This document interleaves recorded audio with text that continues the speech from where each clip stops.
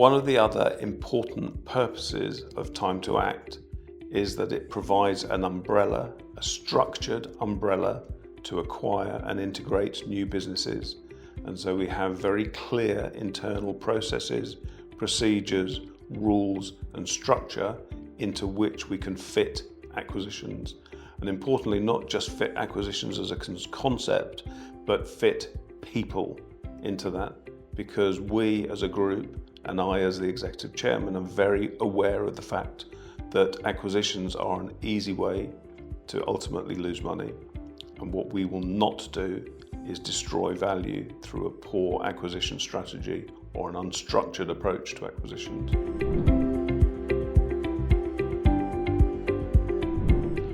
What we're looking for in acquisitions, amongst other things, is businesses to which we can provide a solution to a problem. Businesses which might be underperforming, which might have a succession problem, which might have any sort of structural issue to which we can contribute value, contribute management and contribute our management skills. And through adopting a very rigorous procedure and process in evaluating those acquisitions, what we think that will do is allow us to avoid the mistakes that other companies have made in pursuing inorganic growth. So I'll give you 3 things that lead to a bad acquisition: overpaying, poor integration, and general business risk. So the first of those, overpaying. What our model says is that we pay for acquisitions. We are acquiring businesses using our shares and not our cash. And that allows us to say to any seller, well, you need to take paper instead of money. Our job is not to buy you out of your situation. Our job is to persuade you to buy into our group and accept and understand and adhere to our philosophy. And that allows us to approach acquisitions without a lot of the financial risk that other businesses take on.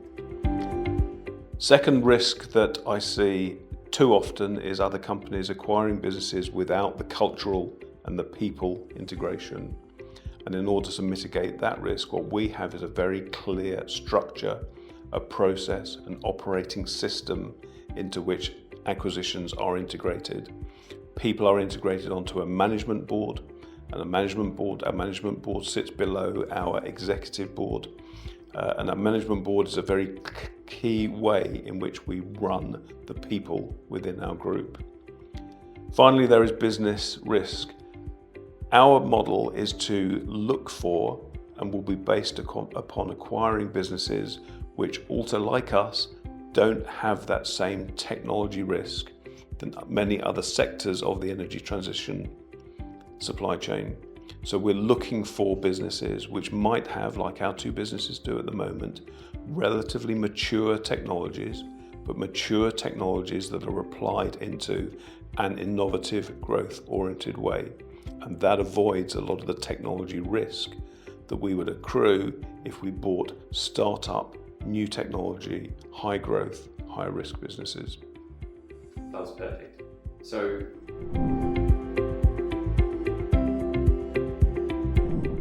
in terms of acquisitions, let me answer what we're looking for by referring to our 2 existing businesses.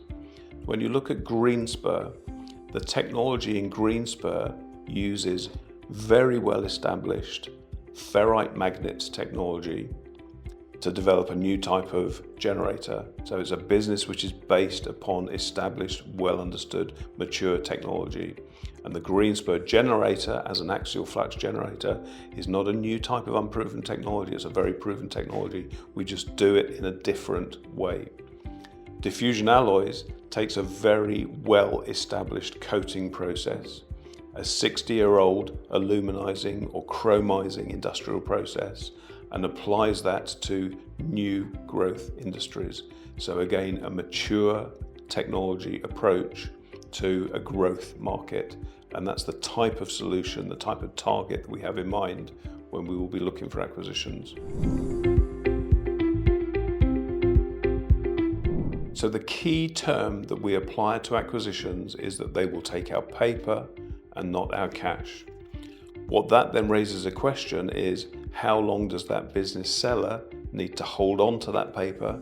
Does he have to buy into the permanent capital model and be a permanent shareholder? And the answer to that is that we have listed on the stock market to create permanent capital, but in the expectation that we will be turning over our shareholder register over time. And that applies to existing shareholders, it applies to new shareholders, and it applies to the people that will take out paper when we acquire those businesses.